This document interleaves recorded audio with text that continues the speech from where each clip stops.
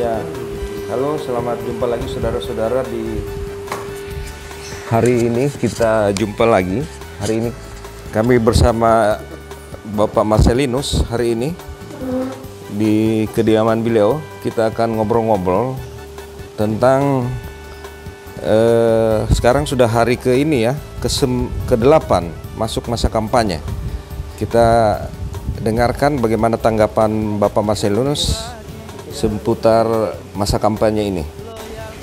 Oke, di hadapan kita sudah ada Bapak Marcelinus. Jadi terkait dengan masa kampanye ini, Pak, mungkin untuk kami relawan dan para pendukung sekalian ingin tahu bagaimana tanggapan Bapak seputar masa kampanye ini, Pak. Ya, kalau kampanye ini kan memperkenalkan diri caleg-caleg. Tetapi yang tugas utama adalah bagaimana di lapangan, harus turun lapangan, membuktikan. Karena menjadi wakil rakyat ini ke depan, ada 3 hal yang harus kita kerjakan. Pertama, masalah kesehatan. Banyak yang saya dapatkan di lapangan, masyarakat mengeluh masalah BPJS. Kadang masyarakat yang BPJS yang menunggak, bahkan masyarakat juga ada yang tidak aktif, ada yang belum punya. Nah, ini menjadi tanggung jawab kita sebagai wakil ke depan. Jangan cuman pasang baliho di mana-mana tetapi tidak diketahui. Tapi juga masyarakat ya harus paham ke depan, karena wakil yang kalian pilih ini ke depan menentukan nasibnya bangsa. Jadi posisi wakil rakyat ini yang pertama tadi kesehatan, yang kedua kesejahteraan. Kesejahteraan itu di mana dana-dana yang diberikan dana aspirasi, ya, dana aspirasi itu harus difokuskan pada pokok-pokok pikiran masyarakat yang tepat sasaran, bukan pada infrastruktur.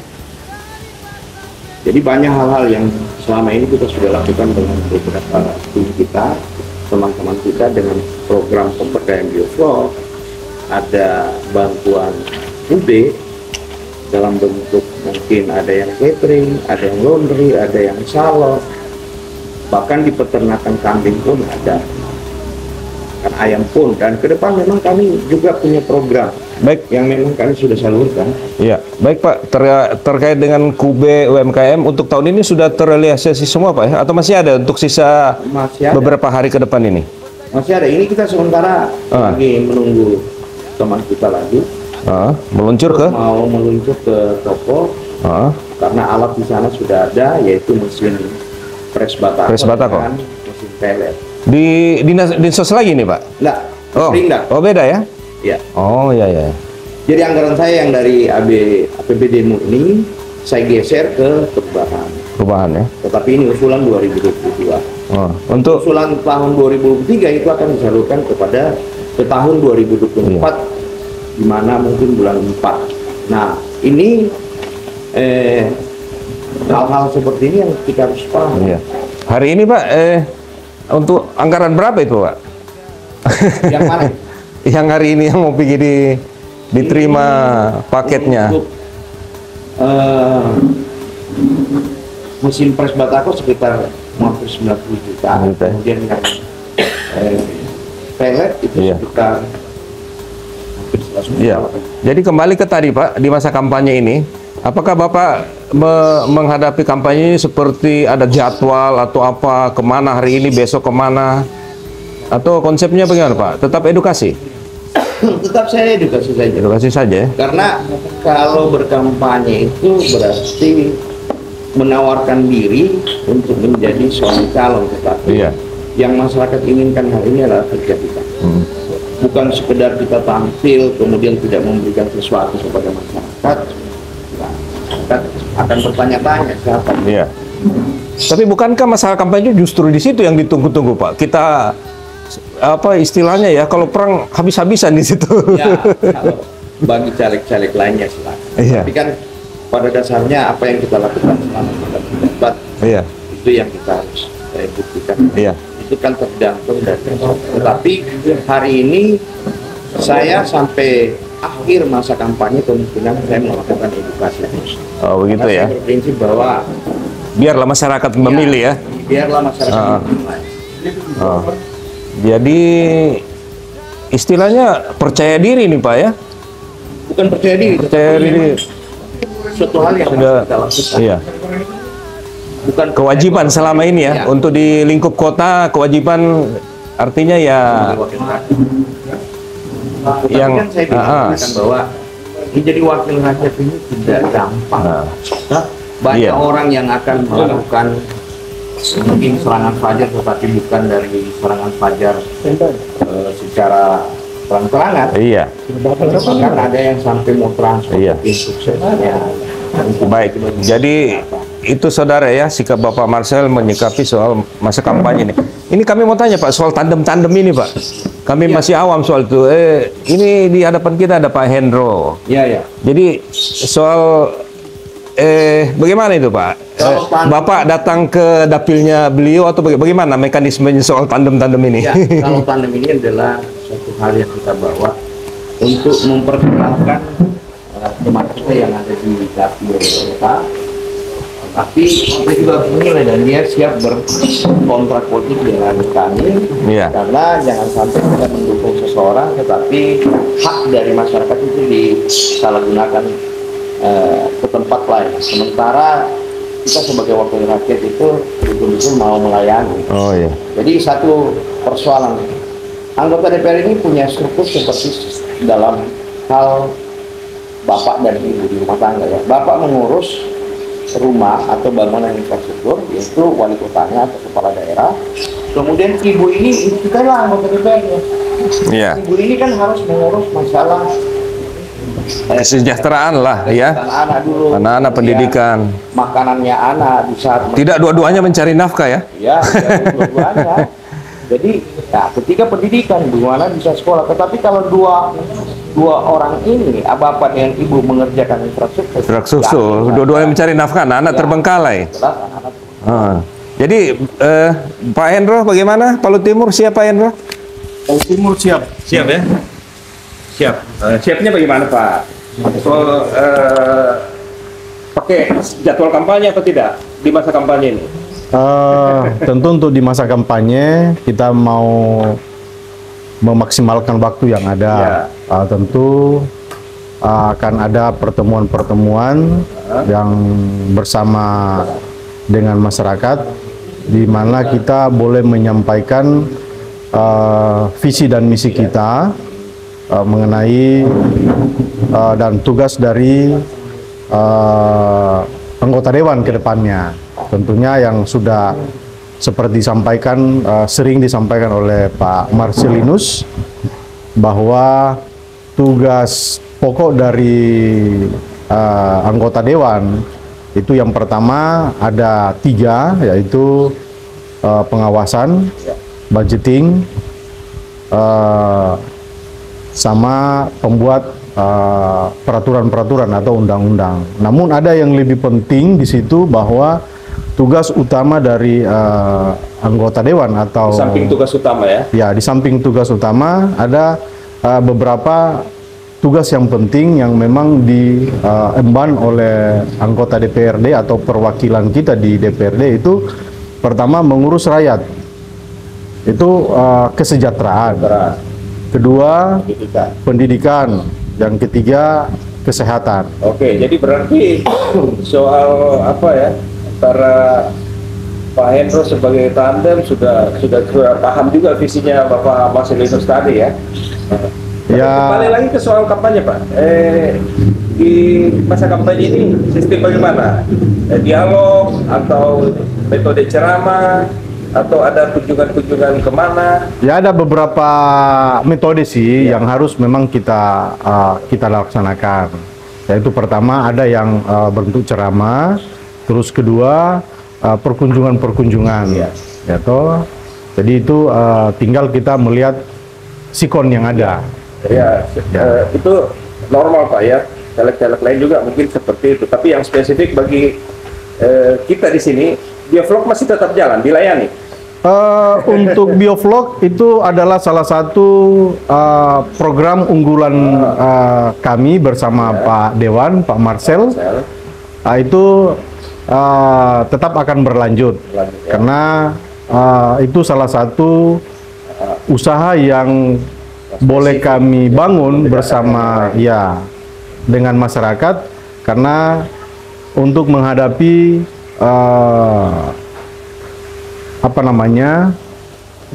perkembangan yang ada masalah ekonomi, karena kita Kota Palu sebagai provinsi penyangga untuk IKN ke depan.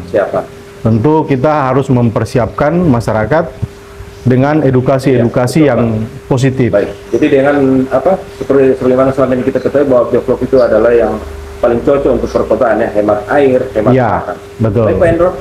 Ya. Jadi ada barangkali yang mau ditambahkan lagi Pak Marcel terkait edukasi, kampanye apa segala macam? Pesan saya kepada masyarakat bahwa ke depan harus memilih secara cerdas. Pertama, kita harus kenal orangnya, kemudian dia kenal kita, kemudian kita bisa datangi rumahnya. Datangi dalam hal apa? Kalau Dalam sakit hal, ya? mungkin dia mengeluh masalah butuh. atau apa saja. Karena tadi yang kami sampaikan bahwa ada 3 hal, yaitu kesehatan, kesejahteraan, dan pendidikan. Kedua, harus juga betul-betul jangan menginginkan uang pribadi dari caleg ini. Serangan fajar ya. Ya, tetapi bagaimana ke depan hak kita yang 5 tahun diberikan kepada kita. Dan aspirasi bisa kita peroleh. Karena di tingkat-tingkat kota maupun provinsi itu besar sekali. Iya, ini yang populer di masyarakat Pak, soal dana aspirasi itu. Karena selama ini banyak masyarakat tidak paham bahwa memilih wakil itu cuma karena menginginkan sesuatu hal instan. Iya. Tapi mereka tidak ketahui dan tidak pernah diberikan materi pendidikan politik bahwa memilih wakil rakyat itu bagaimana kita bisa menjadi. Jadi konkretnya instan ini Pak ya, terima uang 100.000, terima sembako, menerima mungkin pakaian atau mungkin kulkas atau apa semua, itu cuma sekedar ini. Iya. Kita tinggalkan fenomena itu Pak ya. Kita harus tinggalkan konsep itu, yang baru. tapi kita harus belajar bagaimana wakil yang kita pilih betul-betul menyalurkan anggaran itu selama 5 tahun tepat sasaran.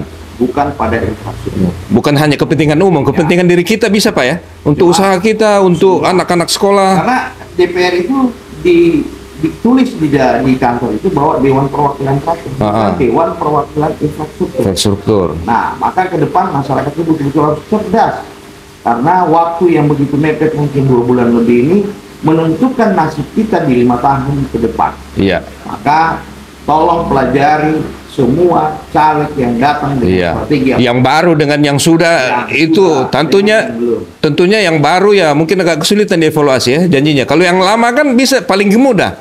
Jalan tidak anunya. Justru yang baru itu juga kita harus tahu. Jangan nanti pada saat mau ada tujuan pribadi atau tujuan untuk menjadi calon baru datang. Akan menjadi pahlawan. Bawa segala sesuatu. Jadi bukan masyarakat yang instan ya, caleg juga ada yang instan. Butuh baru datang. Ya, butuh baru datang. Ada juga yang tamu 5 tahun sekali. Tamu 5 tahunan. Jadi kalau memilih itu harus betul-betul cerdas. Pemerintah sudah menyarankan, bahkan di media dikatakan bahwa masyarakat harus cerdas. Karena apa yang dilakukan wakil kita ke depan ini betul-betul harus tepat sasaran. Kalau tidak, hidup kita akan begini terus. Jadi lingkaran setan Pak ya. Begitu terus. Karena dengan anggaran yang begitu besar, setiap wilayah itu sudah ditentukan anggarannya. Jadi kalau masalah infrastruktur itu cukup disampaikan ke RT-nya menghadap kami dan kami bawa ke bagian infrastruktur, yaitu PU dan PUPR. Jadi begini Pak ya. Kehidupannya. Baik. Iya, terkait dengan ini ya, nampaknya Pak Marcel itu sangat galau sekali dengan ini soal caleg yang sebagian besar terjun ke jalan. Separah itukah sekarang Pak? Masalah apa ini? Masalah sebagian besar caleg itu terjun ke proyek. Seolah-olah mereka itu jadi kepala PPU mini. Jadi begini, yang salah bukan calegnya, tetapi masyarakat yang sudah mengambil haknya di depan. Nah, mereka diberikan sama dengan penjual nasi kuning, penjual apa saja. Itu kalau menjual sesuatu pasti mau untung.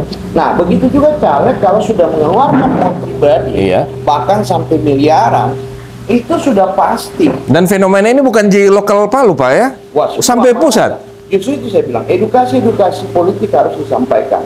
Bahkan di rumah ibadah pun harusnya diterapkan edukasi atau pendidikan politik. Karena kita sebagai warga negara Indonesia, ke depan berhak memilih dan dipilih.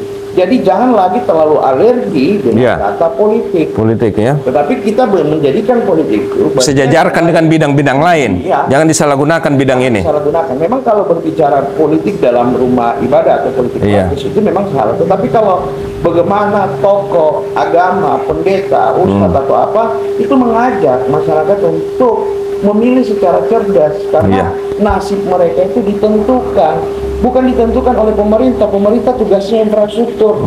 Kalau wakil rakyat itu dibentuk menjadi suatu dewan perwakilan rakyat itu berarti tugas mereka mengurus rakyat agar bisa sejahtera. Nah sekarang kalau dengan anggaran yang ada, kalau saya ceritakan persoalan dari tingkat kota, kabupaten, provinsi, bahkan DPR itu seperti air mengalir dari puncak. Tapi hari ini banyak air dari puncak lari tidak sampai ke tujuan ya.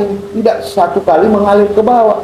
Di tingkat provinsi pun air dikasih mengalir ke tempat lain, sampai bahkan di kota pun dikasih mengalir ke lain. Bagaimana padi-padinya dalam masyarakat bisa subur sementara air menetes. Nah kalau air lucur dari puncak gunung lantas langsung ke sawah, biar tumbuhan yang ada di pematang itu pasti akan sejahtera. Oke, baiklah Pak. Jelas bagi kami untuk edukasi singkat ini. Terima kasih Pak untuk waktunya. Saya lihat buru-buru ini mau ada mengurus warga lagi ya, penerima manfaat dari kelompok-kelompok yang Bapak bina selama ini.